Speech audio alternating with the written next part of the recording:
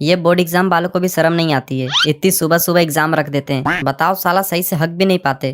Tension मत ले भाई, वैसे भी हम एग्जाम में हगने ही जा रहे हैं। यार हमको बहुत डर लग रहा है, पता नहीं पेपर कैसा आएगा। मैंने तो कुछ भी नहीं पढ़ा, कल रात को बुखार आ गया था, सिर्फ 18 घंटे ही पढ़ पाई। 18 घंटे? 18 घंटे तो गोलू ने पूरे साल में नहीं पढ़ा। मुझे लग रहा है आज क्वेश्चन नंबर 7 पक्का आएगा। तुझे कैसे पता? क्योंकि वही एक क्वेश्चन है जो मुझे याद नहीं है। प्रिया तूने चैप्टर 5 याद किया? चैप्टर 5? अबे पूरी किताब में 4 ही चैप्टर है ना। नहीं भाई, 15 चैप्टर हैं। चलो अब लेट मत करो, क्लास में चलते हैं, नहीं तो एंट्री बंद हो जाएगी। अभी तो 10 मिनट है, क्या करेगा इतनी जल्दी जाके? कॉपी पे लाइनिंग करूंगा। चलो चलो सब अपना क्लासरूम देखते हैं। इसका इधर है, मेरा किधर है? सबका रोल नंबर एक ही क्लास में है, रूम नंबर 7। ये जूते बाहर निकाल कर अंदर आना।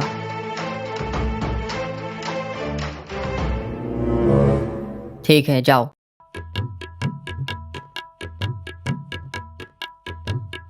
जाओ लाओ कंपोक्स चेक कराओ तुम्हारा। ये लो सर। ये क्या है? सर कंपोक्स।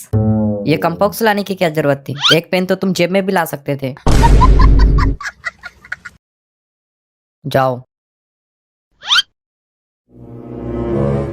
ये चांदा प्रकार क्यों लेके आए हो? सर आज मैथ का एक भी क्वेश्चन नहीं छोड़ेंगे, पूरी तैयारी के साथ आए हैं। मैथ? आज तो साइंस का पेपर है ना। अगर किसी के पास phone, smart watch, bluetooth earphone है तो वो बाहर रख कर आ जाए, और किसी के पास किसी भी प्रकार की चीटिंग है तो वो मेरे हाथ में लाके दे दे। हम उससे कुछ भी नहीं कहेंगे, लेकिन तुम चीटिंग करते हुए पकड़े गए तो तुम्हारा पेपर छीन लिया जाएगा और तुम्हारे ऊपर केस हो जाएगा, जिसमें तुम 3 साल तक एग्जाम नहीं दे पाओगे। अगर किसी बच्चे को क्वेश्चन पेपर से रिलेटेड कुछ भी प्रॉब्लम हो तो हमसे पूछे, आपस में कोई बात नहीं करेगा, और किसी ने किया तो उसे चीटिंग माना जाएगा। यार सर तो डरा रहे हैं, हम तो पूरा एग्जाम चीटिंग के भरोसे बैठे हैं। डर मत यार, ज्यादा से ज्यादा क्या होगा, तू फेल होगा, रिश्तेदार तेरी बेइज्जती करेंगे, तेरा बाप तेरे को बेल्ट से मारेगा, घर से बाहर निकाल देगा, तू पन्नी बीनेगा, भीख मांगेगा, और इससे ज्यादा क्या हो जाएगा। हे गणपति बप्पा, हे अल्लाह, हे जीसस, प्लीज पेपर इजी आए। अबे इतने लोगों को बुलाएगा तो एग्जाम हॉल में जगह कम पड़ जाएगी।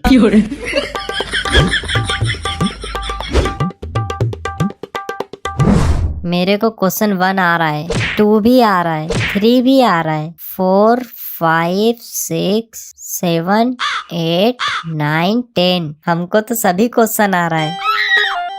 वाह यार क्या बात है, मुझे तो एक भी क्वेश्चन नहीं आ रहा। किसी को भी क्वेश्चन पेपर से रिलेटेड कोई प्रॉब्लम या कंफ्यूजन हो तो हमसे पूछे, कोई भी आपस में बात नहीं करेगा। सर एक प्रॉब्लम है। क्या है? सर ये क्वेश्चन नंबर 5 गलत है, साइंस के पेपर में रिश्तेदारों के बारे में पूछ रहा है। 1 मिनट मुझे देखने दो। अब एक गधे, थ्योरी ऑफ रिलेटिव नहीं रिलेटिविटी पूछा है। Explain the Newton second law. अरे यार हमको तो कुछ भी नहीं आ रहा है, अब क्या करें?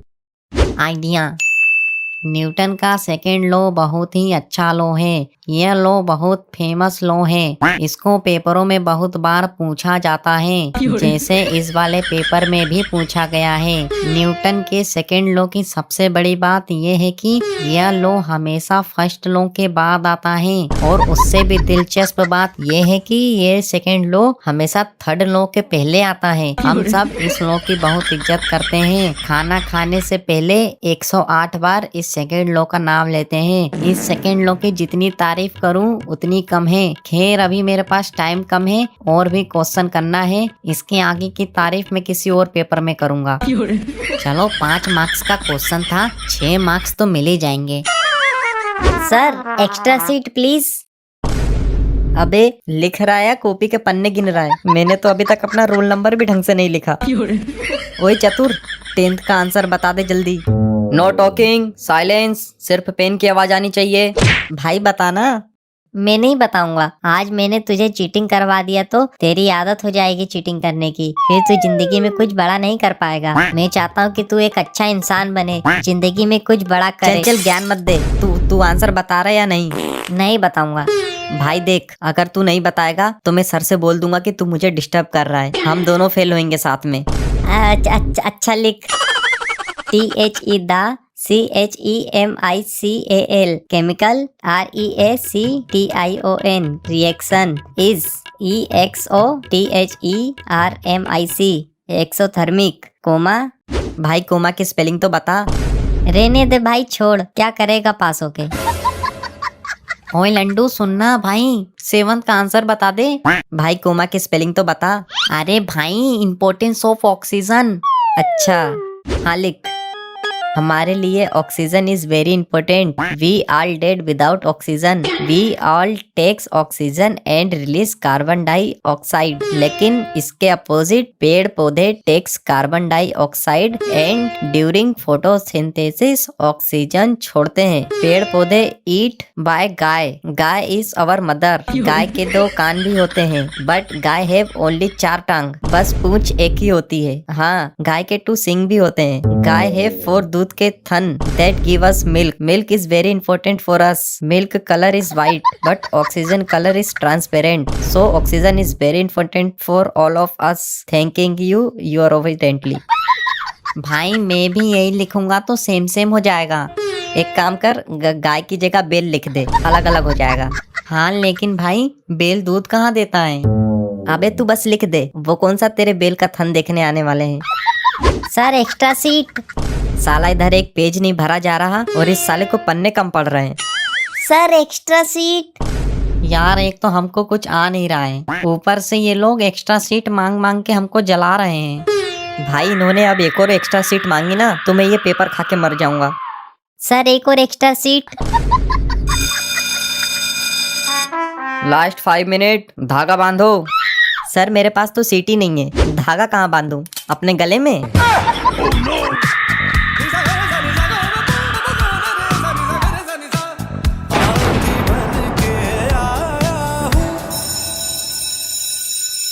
टाइम अप, छोड़ो पेन, अब कोई नहीं लिखेगा। ये लो सर, मैंने पूरा पेपर कर दिया। सर बस 1 सेकेंड, बस एक आखिरी line. To be continued in supply exam.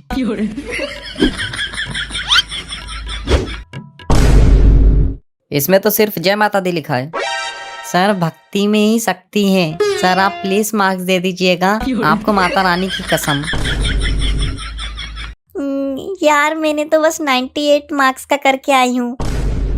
Priya, 4th वाले का आंसर 2.5 था या 2.6?